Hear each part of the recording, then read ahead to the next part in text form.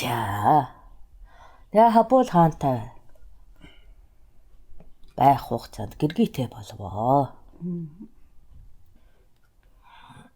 Хүн уул нь хүнтэй суухаараа ад жаргалтай болдог атал би тийм байгаагүй. Надад айцаас өөр юу ч мэдрэгдээгүй. Би тэр эмэгтэйг ад жаргалтай байлгах тэрэн эргэлзэж түүний хань байх тэрэн эргэлзсэн.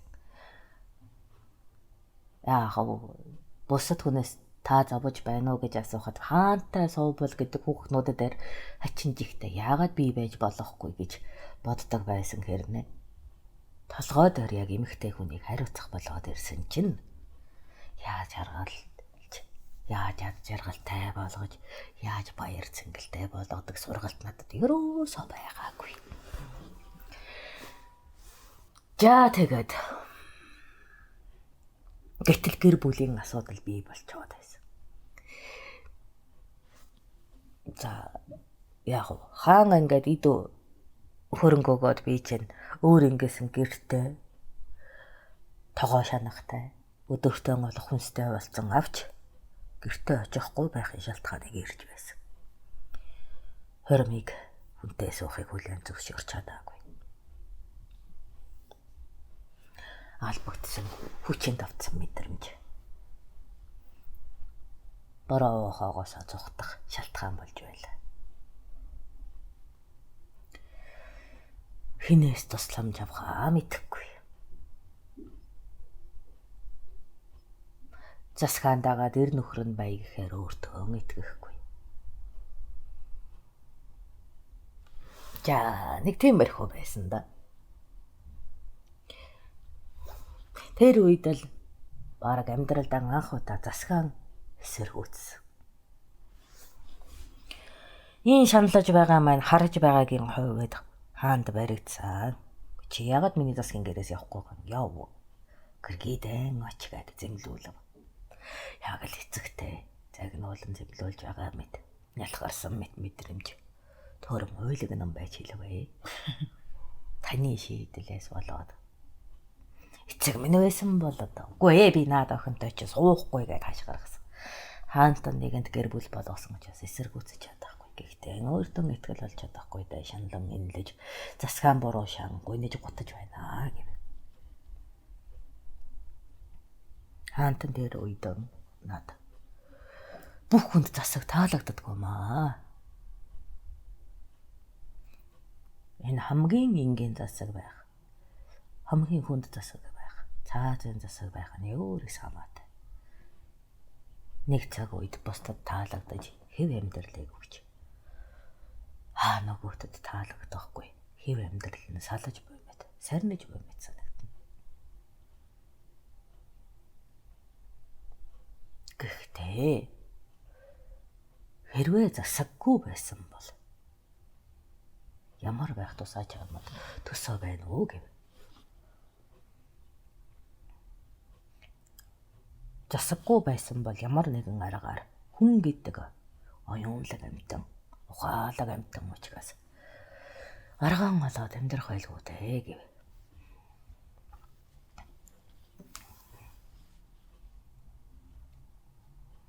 Би засгалсан ч аравт бүрдэгтээ өөсөө доторон засаг хэлцдгийг мэдгүй л гэв. Аравтад байж үзээгүйгээр сайн мэдэхгүй гэв. 14 хаваартан анхлан арав талхад тэд 2-3 удаа хүнд бэрх байдалд орохдоо хоорондоо үзэл бодол салан муудалцаж түүнийг зайлшгүй аруулаад агах болоход хоорондоо хилцэн анхны засгаан бүтээдэг. Ийм үед ингэхгүй шүү. Тийм үед тэгэхгүй шүү гэд. Дахиад бэрхшээл тохиолдоход бэлэн болохын тулд засаглалцдаг.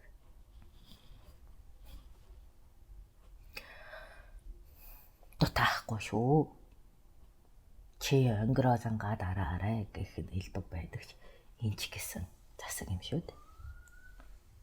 Хоёр хүн нөхөрлөгтөө бие биедээ шаардлага тавьдаг. Чи наадхан бол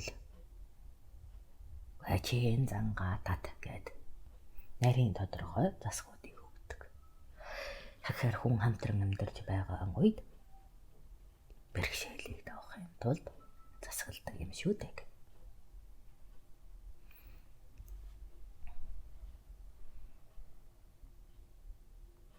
Би хаантнаас тоггүй болов анд нөхдүүд засгаан зурчиж аравтууд хэрэлцсэн хിവэр л байдаг шүү дээ.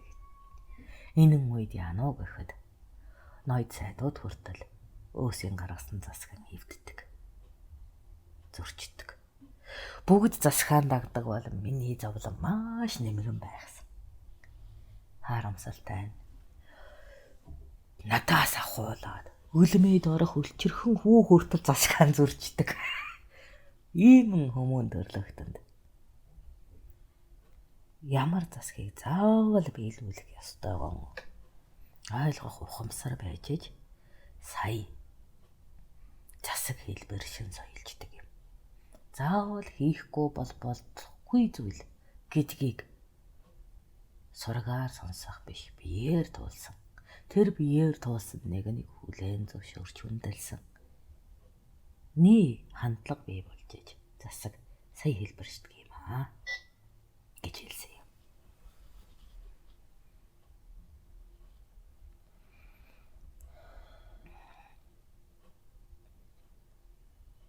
Аль болох өөрийн хувийн амьдралаас хааны яриаг холдуулахын тулд өөрийнх нь түшмэд ноёдуудын тухай ярьсан дээр гэдэг.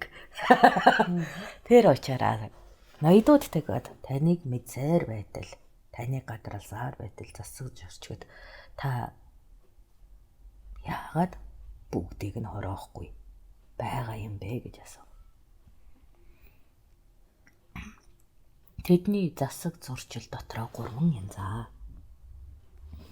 Нэгдэх нь хүчин чадал нь дутмаг учраас засаг зурчиж байгаад инхчлийг тогтоодог ноёд бий.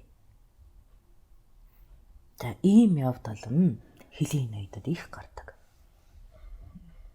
Хэл хамгаалга нь манайх шиг өргөн уудам нутагтай. Ялангуяа өргөн уудам дайсантай үед тэд сүлбэлдэх сүвэн засаж байж төр тогтож байгаа юм. Тэд хартантай сүлбэлдэж дотоод мэдээ гадагш затруулан над сайныг өгч ардад мууг үлдэж байгаа бол би цаацаар авнаа. Гэтэл миний инрэл хайрaan өгч чадаагүй ардуудыг үүрэгт албанд нь өгч хоёр талаа ашигт байдалд таньцуулж засаглаж байгаагийн хувьд би засгаар тэдний буруу шан амьдрах газаргүй болгосондоо мэдсээр байж хүлцэх шаардлага тунаж байгаа юм. Ингэж тэд хүн амаа албан бусаар нэмэгдүүлснээр өөрт хүлээдэг зовлонгоо нэмэгдэлдэг юм. Би дийлэнх газарнуудаа амар амгалан байлгахын тулд аймаг хоорондын, отог хоорондын хүн солилцоог эсэргүүцэх засаг баталдаг. Нэг аймагт таатгаж нэгээх нь том төрийн мөлийг хариуцуулдаг.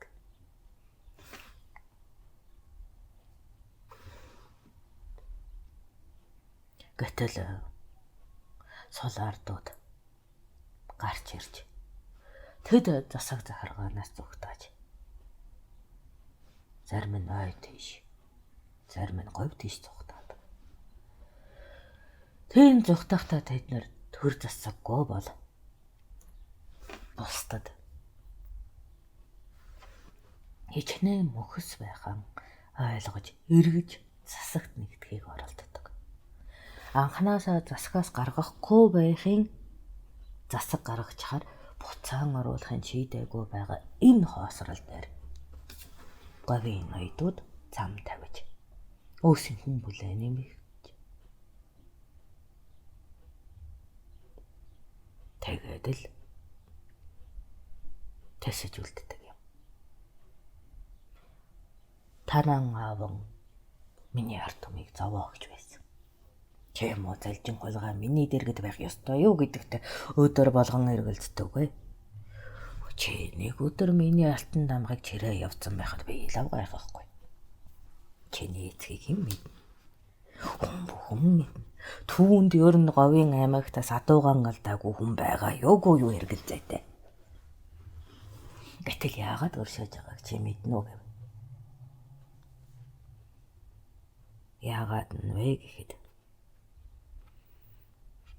хоёр талд гэмшил байна. Нэг удаа би тамхтын ясаар нь тухайн хүний хүч чадал замаан таних гэр бүлэн тэтгэх хүслээр нь таатгал өгөөд тэр гавьяагаар эргэн болж бусдад ад үзэгдэхгүй байх явдлыг сэтгэсэн.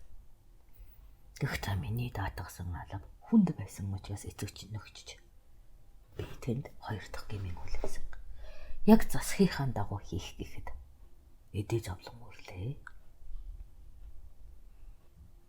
Харин энэ зовлон минь говийн дээрэмчэнд та нарыг засагтай төртөө хилтэй хязгаартай болгож байгаа хилт таанд байна. Та нарыг төлөөс тэнцэх явдалаар засагт оруулав. Та нар гэмтэн гэдгийг хүлээн зөвшөөрч ирээдүйн цагтаар төлөөс нь дунаж засагт орж ирсэн. Ингэснээр та нар юу аав? Дайны хөлдний өрөвөгдгээс аврагдсан. Өөр ингэсэн нутагтай, өөр ингэсэн хамааралтай, өөр чин хэргийг зөв бурууг шүүдэг. Өрөөл чамаа гомдооход өмөр чамаарах засагтай болсон гэдгийг л бүү март. Тэнхлэн аз жаргалтай байх үед чинь засаг чамаад ямар ч хамаагүй. Их тайван үгүйдэж, өвдөхөд, дээрэмдүүлэхэд, хүчрхийлүүлэхэд, хүүхдэн хулгайд алдахад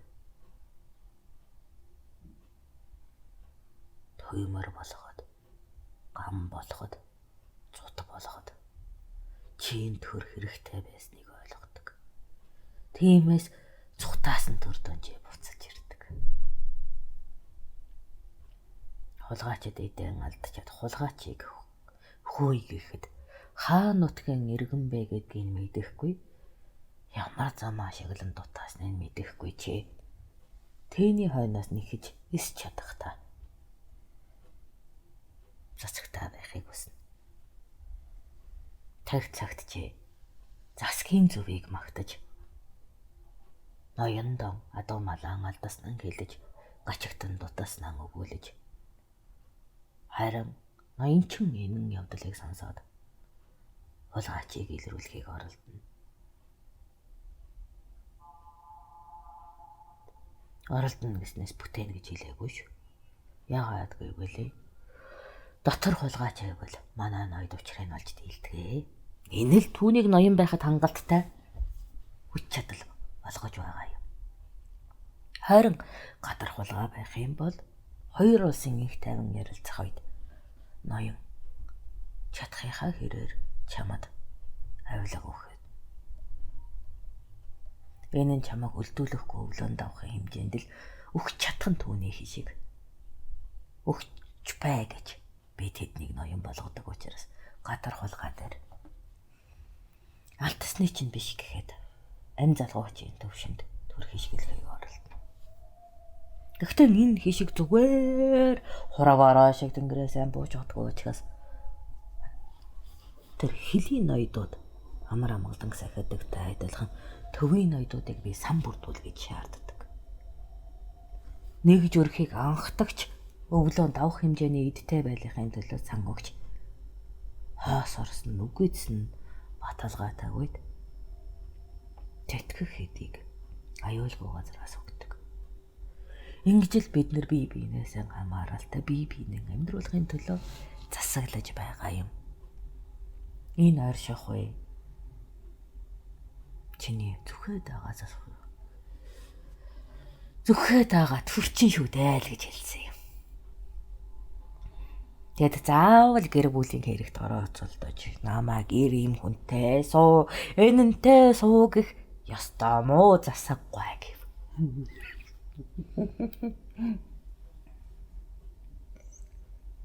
Урд чамд хэлсэн шүү дээ хүмүүнэ.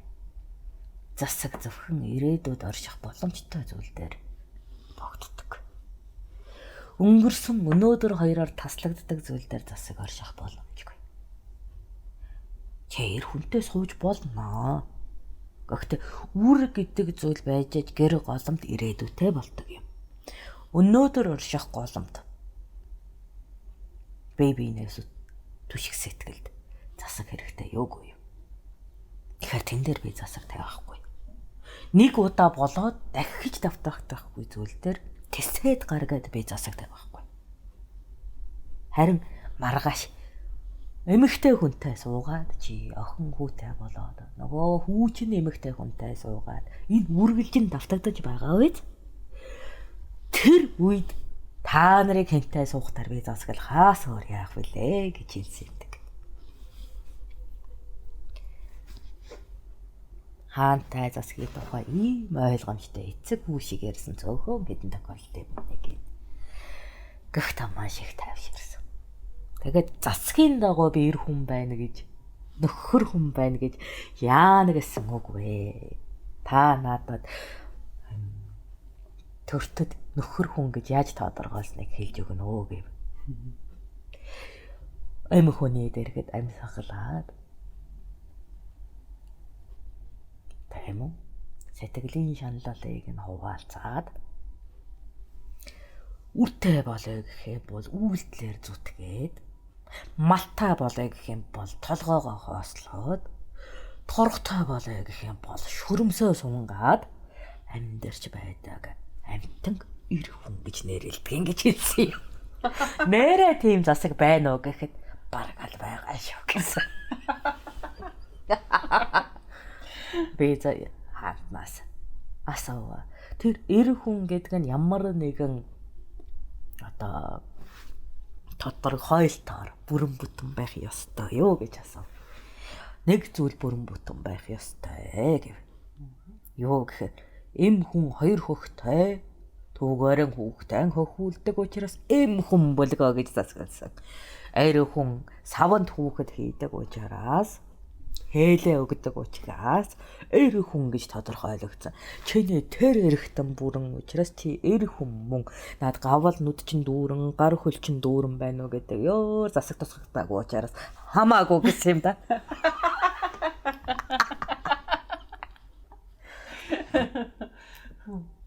Ямар нийттэй юм бэ. Тэгэхээр миний ихнэр хөхтэй учраас ийм хүн. Би удаман үлдэх чадaltaй учраас ир хүн. Тиймээс засгийн дагуу гэр бүл болоход ямар ч бэрхшээл байгаагүй юм да. Гэтэл та нөгөө нүдэндээ санаа зовоод өөргөө дахир дутуу би чадахгүй гэж бодоод байсан шүү дээ. За тэгээд заавал яагаад энэ бүсгүй вэ? Та ийм шавуурдан яарч намайг хүнтэй суулгах хэрэг юу байваа гэв. Энд засгаас гадуур хааны хүсэл байна. За чамтай хамт олон өдрийг өнгөрөөлөө. Би чамайг хүүхэн нэг нүдэрэ байдгаа нүдэрэ харж байсныг хараагүй. Энэ сэтгэлийн нэлвэ. Нөгөөтэйгөр харлаа гэхэд чамайг гэртээ аман хамхих уу болов уу гэдэгт чилнэ. Тэгэхээр нүд дүүрэн ам дүүрэн хүүхэн байх юм бол би эсэргүүцнэ. Гэтэл чамайг хоёр нүдэрэ харж байгаа юм хэрнэ чиний ярихыг сонсдог хэрнэ ёор ард түмэнд зарлахгүй бүсгүй байхад би яагаад таалж болохгүй гэж гэв.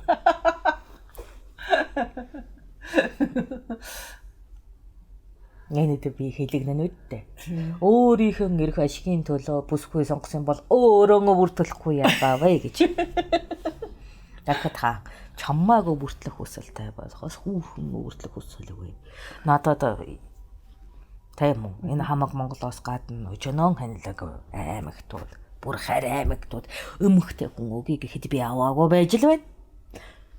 Ийм эмгтэй хүнтэй оюунан уудалж, сэтгэлэн уудалж ярилцах байсан бол би авч хач болох л байсан.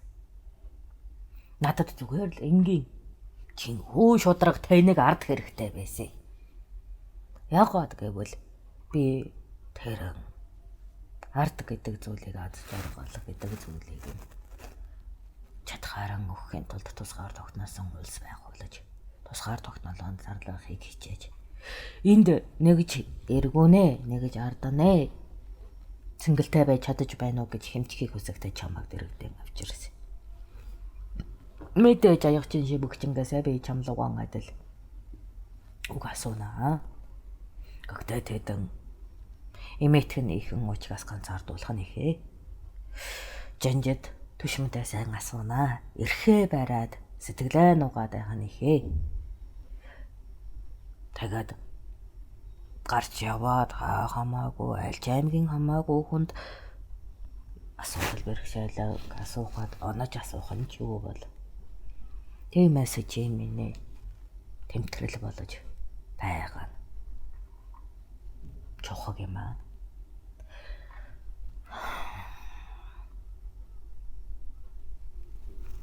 Ингэж л хэлсэн. Ойлгомжтой юу? Тэр үед та тагаад ард түмнийхээ зовлон бэрхшээлийг эрдэмтэн сайд сонгоод судалж тандаач гэж үйл эрхэлж болохгүй юу гэ. Эрхэлжсэн гэсэн юм. Тэгтээ би чам шиг бүх зовлон асуугаад эргэж үйл эрхлээгүй. Юусэн хүслэн үл хангаж чадаж байгаа зовлон хариуцсан сайдд нь өрлөгт нь даатгаад тэдний бэрхшээл анх яатан үүтгэж яатан хуран бий болж яатан бусдыг хохироож байгааг мөн чанараар нь тандаж мэдгэж даатгал өргөдөг. Тэдж надгүй тэрэн үйлийг эрхэлж бэрхшээлийг ухтаас нь сэргийлэх хүртэл хохирлоос нь үүтгэх хүртэл засаг гаргах гэж оюунаа шавхаж химжиж тэмтэрчл байдаг юм. Би ганцхан засгийн нэгж болохоос биш. Бидний бүтнээр нь бодох юм бол онсон алдсан ч энэ төртийг төрхтийн төртөөс дээр авч яваам шүү гэж багталтай хэлсэн да. Төрхтийн төр ямар вэ гэхэд төрхтийн төр олохоосоо эдлийг татаасан төгдөг. Цэнгхээсээ илүү ноёдон цэнгүүлдэг төр юм да. Тэрийг бол халчихсан. Тэрнээсээ сайн байгаа. Өчигдрөөс өнөөдөр сайн байгаа. Учир би өөртөө баггаж гисэн итгэж би өөрийнхөө энэ урлаг сайдуудад өөрөөсөө ч илүү итгэж явдаг юм. Тэд бүрэгдийн төрийн сайдууд шиг артасаануудын буруулж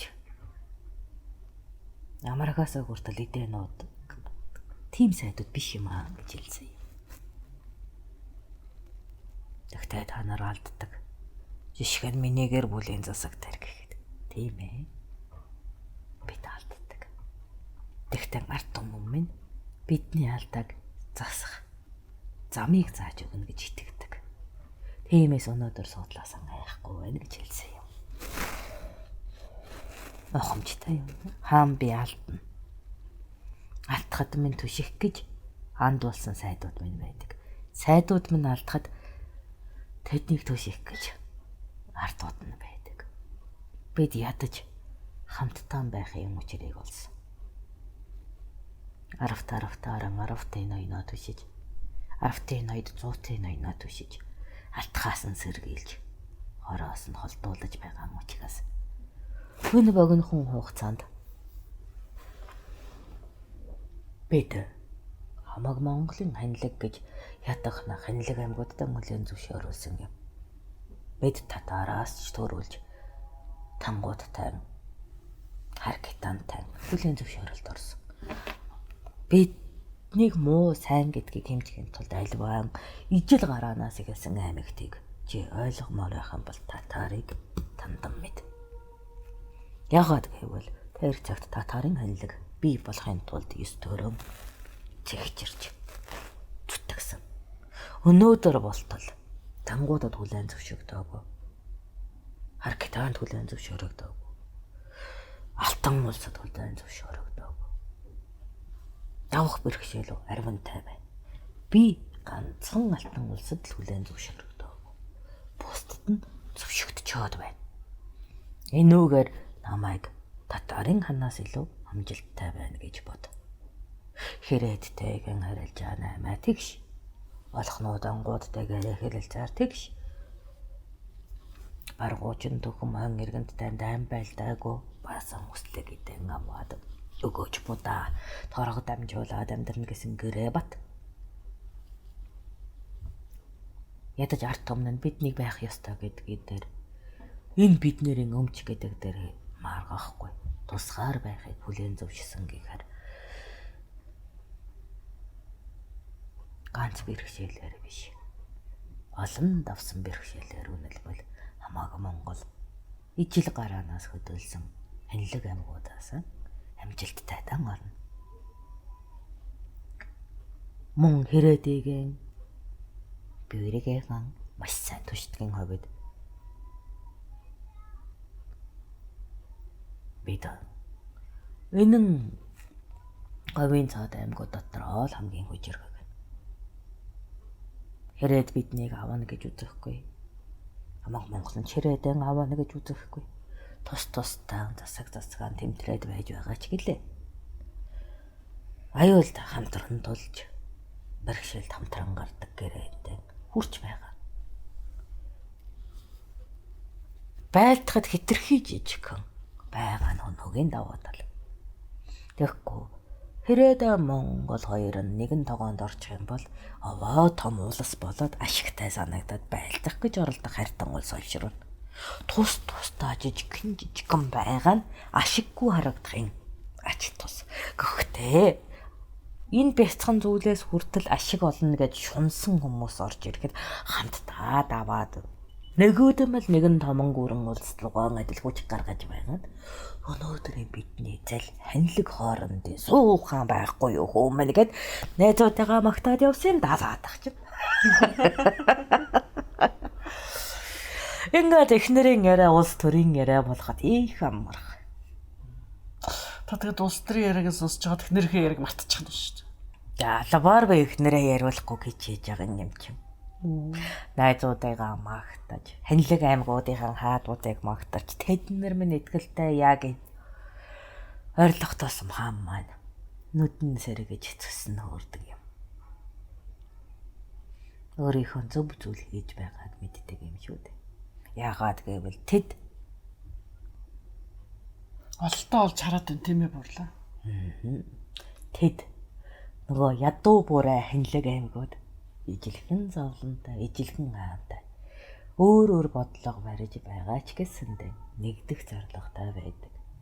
Тэр нь том улсад ашиггүй харагдаж томоохон довтолгоод хамтдаа тэмцэх суу зайлыг эвгэрээг өгж байгаад ханаж байсан юм. Явах нь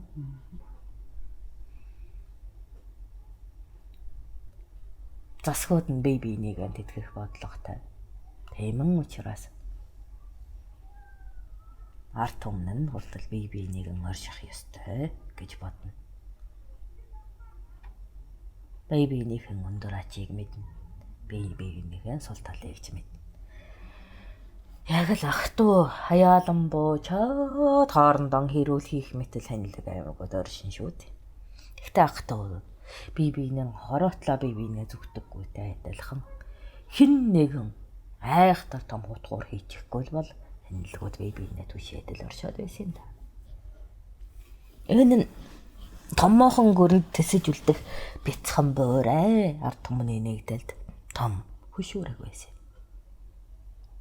Ухах нь. Энэ ханилгуудын дайсан хинбэ гэдгийг л гол нь ойлгох хэрэгтэй. Гүрний дайтай алтан ус. Түмний дайтай тангууд болос. Ганц аймаг л биднээс олон царай гаргачдаг гэдэг анчууд. Заастар 8 сартуулыг бол яриад чирэг байхгүй. Тойроод 15, 25, 55, 105 толгойтой мангас байгаа мэтэл санагдсан шүү дээ. Тиймээс дөрөө бууран бяцхан улсууд бибинэд итгэж байсан юм. Хүчрэхэг болгоч хараахан болохгүй анхаарал татахгүй тулд хүчтэй болж засгаа нэгтгэх өдрөөс өмнө ямар засагт хуулийн зүв бай гэдгээ тэмтэрч бусад гүрэн үлсийг энэ зэрэгцэх байтугай давж үйлдэх шаардлагатай. Тэр ур ухаанд цаг хугацаа зарцуулж байсан юм. Яагаад гэвэл дөнгөж салан тусгаар болсон Монгол улсанд дотоод үйлдэх чадвар үнэхээр бага. Ялангуяа нэрийн мэргэшсэн талбар дээр үнэхээр дөрөө байсан. Гэхдээ тусдаа салангад хэрнэ нэг урыг тэмтэрч тэрнээс нь олз олно гэж итгэж хөхүүлж байсан юм. Ухахна. Тэгэж байж гүрнийг үйлдэхээр давж сэтгэхээр давж байж л бид гүрэн гэж зарладаг. Тэрний өмнөх бэлтгэлд тусдаа дорой буурай ашиггүйгээд дотороо эрдэнэсээ нуугаад хөхүүлээд хөгжүүлээд байсан нь дээр байдаг юм л гэж тайлбарласан та. Ямар ч үйлдэх чадваргүй том гүрэн таш болдог.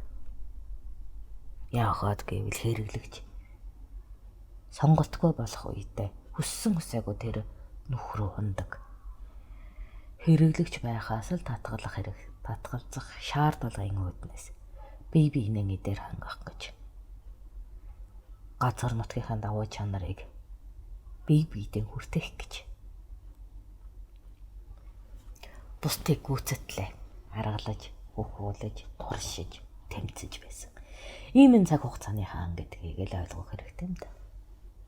За тэгээд энэ дээр нэмэлт тайлбар өгөхөд юм. Абул хаан энийг л надад тэрэн өдөр тайлбарлаж. Хаан болохдоо би юу хийж чадхаа мэдэхгүй байсан. Зүгээр л ачааллыг өөрөөхөд юу хийхээ ойлгосон. Тиймээс чи ачааллаа өөрөх тун гэсэн. За тэгээд ачаагаа өөрий да. Нэрээ тэр хүн чинь тоосонгүйгээд гомдох үе. Уул нь тоохын дээдэр тоогоо зүхтааж байгааг минь ойлгоосаа гэж бодоод л гэртэн орсон юм да. Тэг ярихгүй хүний сэтгэлийг хэмжих чинь хэцүү. Тэгээ дахиад л балмагдаж сандраад амьд ертөнцөөр зүхтах аргагүй бол нойрны ертөнцөөр зүхтаа гэдэл унтцсан да. За жааламсгий.